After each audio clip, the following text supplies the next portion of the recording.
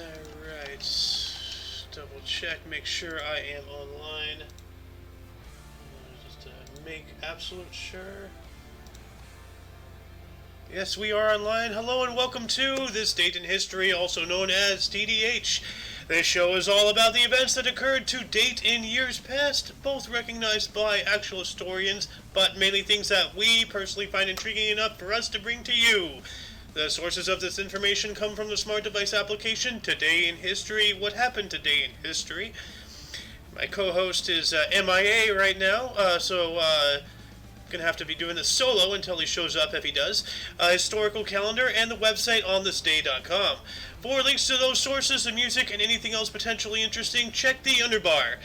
I am A.O. Xander, and Mr. Senor Lumpty Santa Cruz is down there and doing whatever it is that he's doing. But anyway, let's start us off here. Today is Saturn's Day, also known as Saturday, March 19th, 2022. In the year 1277, the Byzantine-Venetian Treaty of 1277 was concluded, stipulating a 2-year truce and renewing Venetian commercial privileges in the Byzantine Empire. 2 years later, in 1279, a Mongol victory at the Battle of Yamen ended the Song dynasty in China. And we jump on up to 1284, the Statute of Rhuddlan incorporated the Principality of Wales into England.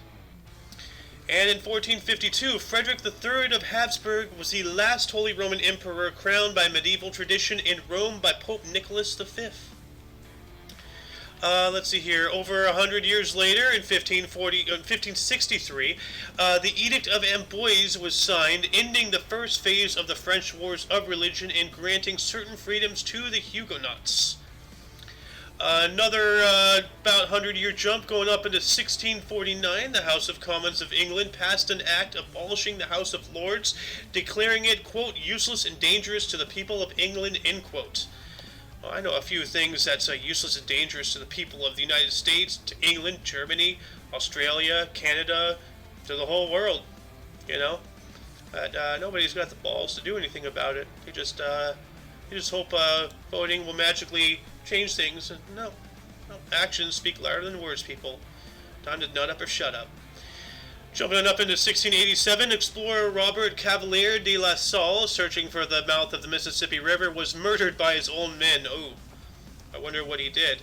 Why was he murdered? Let me look that up here. Where is my... There it is. Okay.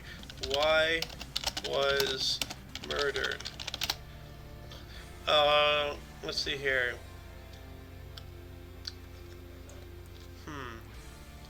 Well, it's not telling me anything about that. Oh, here, deception and murder. Okay, well, I'm not going to figure anything out. I'm not going to go on a potential wild goose hunt while live on air. Jumping up into 1808, Charles IV, King of Spain, abdicated after riots and a popular revolt at the Winter Palace Aranjuez. His son, Ferdinand VII, took his throne. 4 years later, in 1812, the courts of Cadiz promulgated the Spanish Constitution of 1812. Cool. Jumping on up to 1831, the first documented bank heist in U.S. history occurred, in which burglars stole about $245,000 in 1831 value from the Citibank, which is now Citibank, on Wall Street. Most of the money was recovered. But how much was that in 1831? So $245,000. What year again? 31. 1831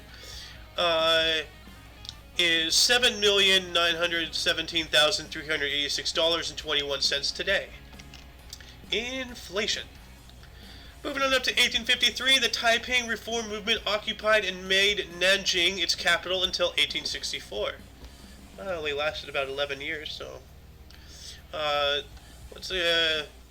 interesting. Moving on up into 1861, the first Taranaki War ended in New Zealand. Taranaki War. What is a Taranaki War? Let me look it up real quick. And I hope the music is not too loud. I have it as low as I could possibly make it. Taranaki War. The Taranaki War was an armed conflict over land ownership and sovereignty that took place between Maori and the New Zealand government in the Taranaki district of New Zealand's North Island from March 1860 to March 1861. So, pretty much like a full year, give or take.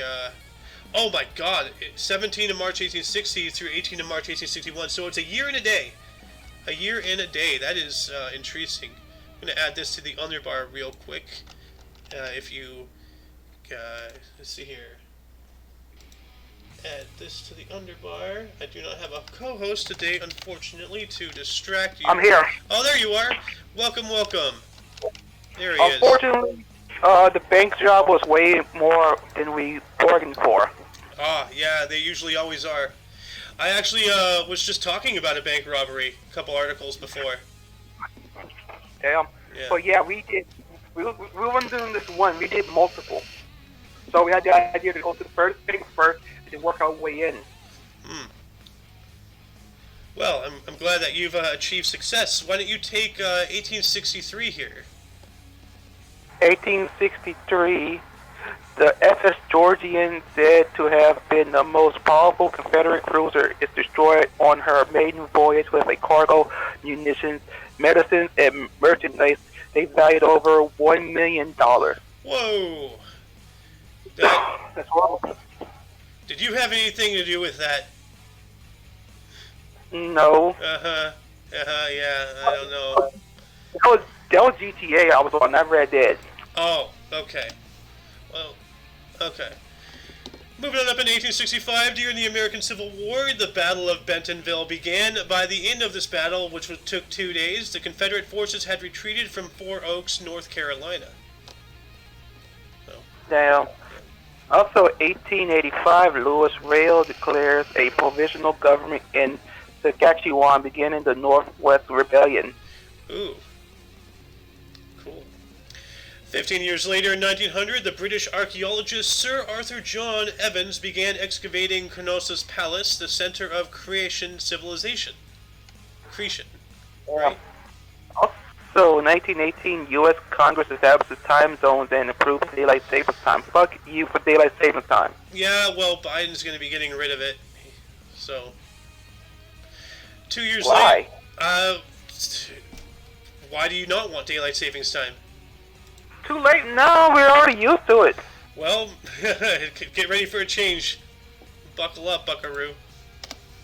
Also, 1921, the Irish War of Independence, one of the biggest engagements in the war, takes place at Crossbarry County Court. About 100 Irish Republican Army volunteers escaped an attempt over 1,300 British forces to encircle them. Dang. We skipped one here in 1920, in which the United States Senate rejected the Treaty of Versailles for the second time. The first one was on November 19th, 1919. What the hell? I mean, that makes sense because, by then we were taken over by the central bank and all that stuff, and that's not what the powers that be want. I had no idea that we accepted the treaty. We rejected the Treaty of Versailles not once but twice. Let me look that up real quick. How many times did the U.S. reject the Treaty of Versailles? Let's see here. In November, Lodge sent to the Senate floor for a treaty with 14 reservations, but no amendments. In the Senate rejects Treaty of Versailles. Okay, but how many? Here we go. Without his leadership, the Senate twice rejected the treaty by votes of 38 to 53 in 1919 and 49 to 35 in 1920. The United States never joined the League of Nations. We never were in there? Wow. Huh. Anyway, moving on up to 1931, Governor Fred B. Balzar signed a bill legalizing gambling in Nevada. Oh, here we go. Like, Vegas. Okay, 1932, the Sydney Harbor Bridge is opened. Cool. Yeah, it's a really iconic bridge. Let's see here. 11 years later, in 1943, Frank Nitti, the Chicago outfit boss after Al Capone, committed suicide at the Chicago Central Rail Yard. Ooh. Couldn't take it. Sure. Those were big Italian shoes to fill. Mamma mia. Sure. Suicide in a train yard. Epstein. Also, 1944, World War II, the German army occupies Hungary. Moving on up to 1945, also during World War II, Adolf Hitler issued his Nero Decree ordering all industries, military installations, shops, transportation facilities, and communications facilities in Germany to be destroyed. Most likely because, he was about to lose. So. Also in 1945, World War II, off the coast of Japan, a dive bomber hits the aircraft USS Franklin, killing 724 of her crew, badly damaged the ship, is able to return to the U.S. under her own power. Well, that's good. I think we lost, how many aircraft, how many CVs did the U.S. lose during World War II? How many aircraft carriers? No, not. I don't want to know how many were built. How many aircraft carriers did America lose in World War II? We lost 5 fleet carriers, a seaplane tender, and 6 escort carriers. The loss of the Bismarck Sea was the last time a U.S. carrier went down due to enemy action. Interesting. 1946. Also, Go ahead. Also in 1946, France, Guadeloupe, Martinique, and Reunion become overseas departments of France. They have Reunion. Yeah. 1958, the Monarch Underwear Company fire left 24 dead and 15 injured. That sucks. Dying in a facility that makes underwear. That's a horrible way to go. Also in 1962, the Algerian War of Independence ends. I wonder if they got independence. 1964, over 500,000 Brazilians attended the March of the Family with God for Liberty in protest against the government of João Goulart and against communism. Damn. Also in 1965, the wreck of the SS Georgian valued over $50 million and said to have been the most powerful Confederate cruiser is discovered by teenage diver and pioneer underwater archaeologist E. Lee Spence exactly 102 years after its destruction. I gotta look this up. SS Georgiana. Was it just a boat? Well, here's a submarine. That's a Hunley, though. It's not giving me a picture. It's just showing me all these other random ships. Oh well, I guess we're not gonna see it. Jumping on up to 1979, the United States House of Representatives began broadcasting its day-to-day business via the cable television network C-SPAN. Damn. Also in 1982, the Falklands War, Argentinian forces land on South Georgia Island, participating in war with the United Kingdom.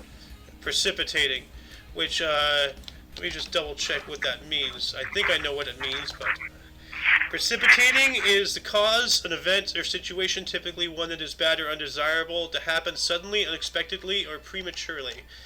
So, yeah, Argentina forced the United Kingdom's hand for war, so that's not a smart move. 7 years later, in 1989, the Egyptian flag was raised at Taba, marking the end of Israeli occupation since the 6 Days War in 1967 and the Egypt-Israel Peace Treaty in 1979. Israel defense forces always go on the offensive, then they're not defense forces, are they?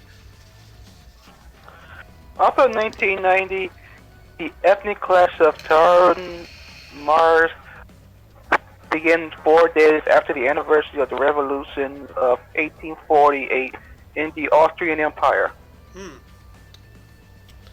8 years later, in 1998, the Ariana Afghan Airlines Boeing 727 crashed on approach to Kabul International Airport, killing all 45 on board. God, can we have one day without a plane crash, please? God damn. 2001, German trade union Verdi is formed. Interesting. 365 days later, in 2002, Zimbabwe was suspended from the Commonwealth on charges of human rights abuses and of electoral fraud following a turbulent presidential election. That sounds interesting and familiar. 2004 March 19th shooting incident. The Republic of China, Taiwan. President Xi Biden is shot just before the country's presidential election on March 20th. Sure. Incident. Yeah. Well, Also in 2004, during the Catalina affair, a Swedish DC-3 was shot down by a Soviet MiG-15 in 1952 over the Baltic Sea, and it was finally recovered after years of work. So I guess this is when they recovered it. So interesting. In 2008, GRB 080319b, a cosmic burst that is the farthest object visible to the naked eye is briefly observed. Wow. Let me look that up real quick. GRB 080319b was a gamma ray burst detected by the Swiss satellite at 6:12 UTC on March 19, 2008. The burst set a new record for the farthest object that was observable with the naked eye. It had a peak visual apparent magnitude of 5.7 and remained visible to human eyes for approximately 30 seconds. Its distance is 7.5 billion light years. Whoa! That is incredible. Oh, and that's the end of the articles today. Any articles speak your interest? No, we're not. No, we got more. Oh. We got 2011. Oh. Wow, I screwed up at some point then. Okay. In 2011 Libyan civil war, after the failure of Muammar Gaddafi's forces to take Benghazi, the French Air Force launched Operation Hammamet, beginning foreign military intervention in Libya. I guess I did not double check at the end. My bad. Once again, I screwed up. That's okay. Okay. 2013, a series of bombings and shootings caused the deaths of at least 98 people and injured 240 more across Iraq. Ugh. Not good. Damn. In 2016, Fly Dubai Flight 981 crashes while attempting to land at Rostov-on-Don International Airport, killing all 62 on board. Yeah. I'm getting tired of these plane crashes. It's just, yeah, too much death. In 2016 as well, an explosion occurred in Taksim Square in Istanbul, Turkey, killing 5 people and injuring 36. And in 2018, the last male northern white rhinoceros sedan dies, enduring a chance of extinction for the species. Yeah, until humans decide to get their god-playing hands all over it and clone it, and, you know. Yeah, it's sad to see things go, but you know what? 99.99999 continuing, of course, % of all species that has ever lived on this planet are all extinct, and we haven't had a hand in the majority of them, you know? Like, maybe the dodo, yeah, but, like, come on, you know? The dodo was a flightless bird. Yep, it was. It was gonna fucking die regardless. Yep.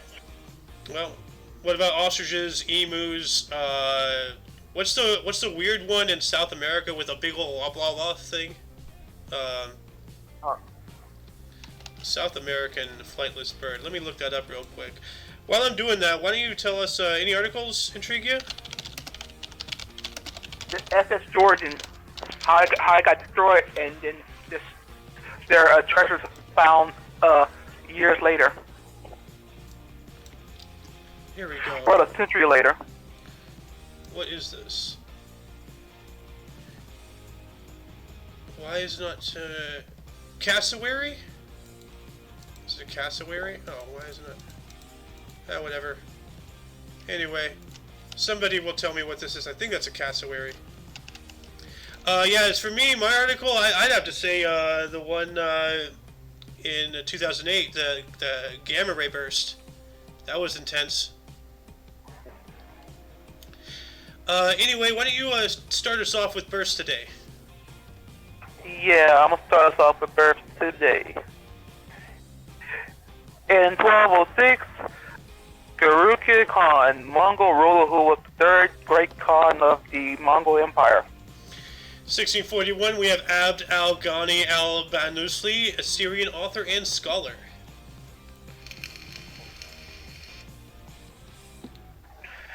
1739, Charles Francis Lebrun du Parstons, French lawyer and politician. 1742, Tupac Amaru II, a Peruvian rebel leader. That's an interesting name, Tupac. Yeah. Yeah. Where I think he got his name from. Oh. That is an interesting idea. Also, 1748, Elias Hicks, American farmer, minister, and theologian. Yeah, that's an interesting last name, Hicks. Yeah. 1778, Edward Pakenham was born to date. He was an Anglo-Irish general and politician, but I wonder if he packed hams. You know, he's always a packing ham. You know, look at him, he's always packing his hams. I don't know. Also, 1813, David Livingstone, Scottish missionary explorer, Dr. Livingstone, I presume. And I looked this up earlier. I believe this is the same guy, the Dr. Livingstone, I presume thing. So, 1848, Wyatt Earp, American police officer. I've actually been to Tombstone recently. I stood in the area where those guys got gunned down. The most famous gunfight in all of Western history. I've been there. Interesting place. Damn. Yeah. Also, 1849, Alfred von Trips, German admiral and politician. 1865, William Morton Wheeler, an American entomologist, myrmecologist, and academic. Now, entomology, that sounds familiar, but I want to look that up one more time. Entomologist is a person who studies or is an expert in the branch of zoology concerned with insects. Now, myrmecologist, I've never heard before. It is a branch of entomology focusing on the scientific study of ants. Some early myrmecologists considered ant society as the ideal form of society and sought to find solutions to human problems by studying them. And Dad and I have conversations about things like that all the time. It's kind of interesting. Who else was born today? Mr. Lunk? Oh, yeah, who was born today? Estherine Rose, American librarian and advocate. And when was she born? 1880. Ah. Well, in 1894, we have Moms Mabley, an American comedian and singer. And I've never heard of anybody named Moms before. That's interesting. So. Also, 1906, Adolf Erckmann, German SS officer. 1906, we have Clara Breed, a U.S. librarian and activist. Also, 1909, Marjorie Linklater, Scottish campaigner for the arts and environment of orchard. 1912, we have Hugh Watt, an Australian New Zealand engineer and politician who was a Prime Minister of New Zealand.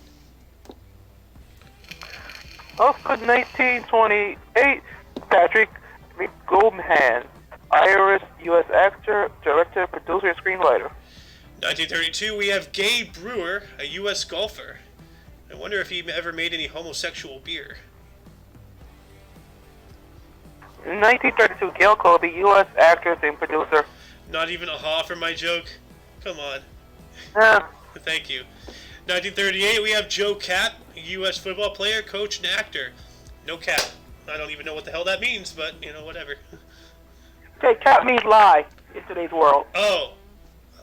Why? So no cap means he's not lying. Oh. Okay, well. I'm not lying. So in 1944, Saud Musa, Belizean lawyer and politician who was the fifth Prime Minister of Belize. Now that's what she said. 1945, we have John Holder, an English cricketer and umpire, and I wonder if he held the score. Kind of did. 1945, we have Modesta Parluska, Lithuanian basketball player and coach. I wonder if he was modest. You know, modestas? Modest? Okay. Yeah. I don't know. My jokes are bad. 365 days later, in 1946, Ruth Pointer was born. She was a Jewish musician, and I wonder if she ever did point to the crowd. She's a pointer, you know. 1947, Glenn Close, U.S. actor, singer, and producer. That name sounds familiar. And then It is. She's an actress. She played Cruella de Vil in the live action. Okay. Okay, yeah, I remember that. 1948, we have David Schnittner, Schnitter, U.S. saxophonist and educator, and that last name is almost really unfortunate. Yeah. Also in 1952, we have Harvey Weinstein, U.S. director, producer, and Predator. Oh, okay, that makes sense. Involved with Predator. Predator. 1955, Bruce Willis, a German U.S. actor and producer. I didn't know he was German. I didn't either. That caught me off guard today. 1956, Igor Gaidar, Russian economist and politician who was the first deputy prime minister of Russia.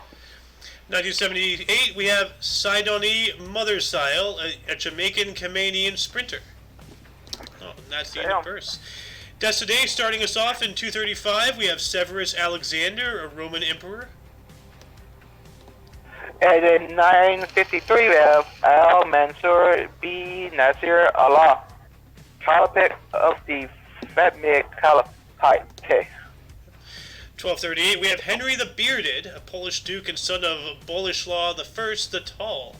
We have a tall person, a bearded person, you know. That's interesting. I'm bearded. Also in 1286, Alexander III, King of Scotland.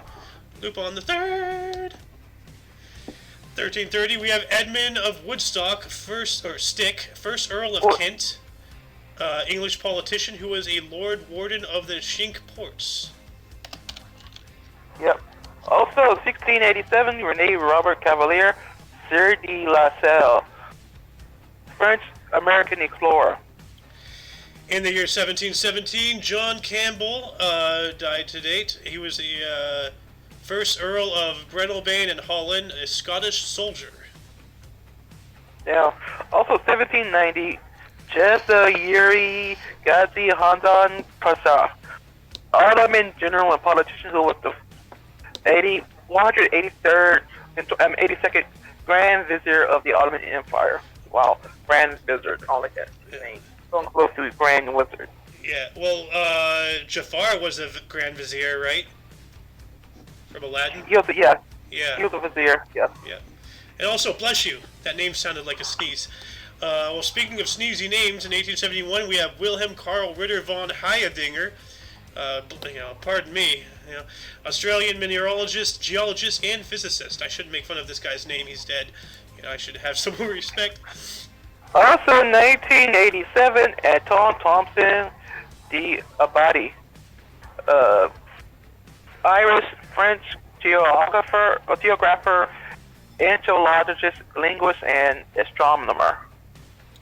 1914, we have Giuseppe Mercalli, an Italian priest, geologist, and volcanologist. And I wonder... yes, it's him. Mercalli scale, yeah. Okay. Oh, my question has been answered. He's a volcanologist, so, yeah, geologist. So, well, do you know that for a fact, or are you just assuming? I'm guessing because he's no geologist. We could always check. Let's see here. Who invented the Mercalli scale? It was developed in 1931 by the American seismologists Harry Wood and Frank Newman. The scale composed of increasing levels of intensity that range from imperceptible shaking to catastrophic destruction is designed by Roman numerals. What did Giuseppe Mercalli discover? So he did have some hand in development of an earthquake intensity scale, so I think this might be the same guy, but I'm not getting concrete evidence here. It's a little also, shaky. 1919, Emma Bells Miles, U.S. writer, poet, and artist of Appalachia. Appalachia. What is Appalachia? Appalachia. Oh, Appalachian Mountains. Okay. Oh, that's up in the eastern area. Okay. In West Virginia. Yeah, Appalachia is a cultural region in the eastern United States that stretches from the southern tier of New York State to northern Alabama and Georgia. Interesting. In 1988, we have Nun Cook, a Canadian ice hockey player and coach.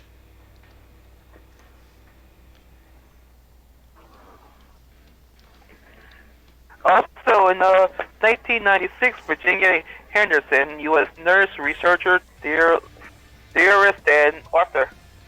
2 years later, in 1998, EMS Namboodiripad died today. He was an Indian theorist and politician who was the first chief minister of Kerala. And what is his full name? Let me look that up. Oh God. Elam Kulam Manakal Sankaran Namboodiripad. Sounds like I'm casting a spell. Who died today in 2004, Mr. Lunk? In 2004, Michael Sharp, Canadian economist and politician who was 23rd Canadian Minister of Finance. Yeah. Yeah, I wonder if he was sharp as a tack, although it sounds like he was to get that job. 2005, we have John Delorean, unfortunately. He was a U.S. engineer and businessman who founded the Delorean Motor Company. And I say unfortunate because he designed probably one of the best-looking cars in all of the world. I mean, hell, it was used for a time machine. You can't have a better legacy than that. Yeah, but it didn't go fast, though. Just 88 miles. You know, you save on gas prices, you know? Like, you go fast, you burn gas faster. You know, he was an economist thinking ahead of the time. Of course, the fucking DeLorean was... Doc Brown's DeLorean didn't use gas. Well, yeah, I mean, like, you know, you have to develop it with a Mr. Fusion, you know, and then that's a good way to recycle your biodegradable waste. So. Yeah. Also, you're driving around in a fucking bomb. I mean, you know, there's always some bad things with everything. Yeah. I can live with driving in a bomb if I can travel through time. That'd be pretty cool. Also in 2008, Arthur C. Clarke died to date. He was an English science fiction writer, and that name is a little familiar, so let me look him up real quick. 2001 A Space Odyssey. Okay, that's why. 2010 Odyssey 2. I didn't realize there was a sequel. Okay, so yeah, now we know. Who else died today? Yeah. Who else died today was Paul Schofield. English actor. Schofield scale? No, I don't think so. I think a doctor made that. Yeah. But never mind. Pharmacist. Never mind. Yeah, Scoville. Pharmacist Wilbur Scoville. Oh, Schofield. Okay, yeah, I didn't even have the name right. I am a dum-dum. Jumping on up to 2012, Jim Case was a U.S. director and producer. And I actually had a friend back in high school named Justin Case. And we called him JC. So. I want the last one. Oh, yeah. Well, then I'll take 2014. We had Patrick Joseph McGovern, U.S. businessman who founded IDG. AF? Yeah. Also, 2014, Fred Phelps, U.S. lawyer, pastor, and activist who founded the stupid Westboro Baptist Church. Yep. They're cults, pretty much. They are. Dude, they go around, they picketing soldiers' funerals and saying that they died because this country accepted homosexuality and it was a punishment by God. Are you out of your mind, dude? Like, ridiculous. Anyway, that concludes the show. Once again, check the underbar for any links that you may be interested in, which also include Sohin TV on Twitch. And everything Omni Coalition. For your dose of Passive Events Daily, we stream every day. Normally at 3, but sometimes we wibble wobble. So just, if you want to see us live, that's cool. But we always post on all of our platforms, so you can always catch us after the fact. Anyway, for all of you and all of us, I am A.O. Xander. I am Lunk. And until you see us tomorrow, do not forget to look right and left at every intersection, rate 5 thumbs, and subscribe. Toodles!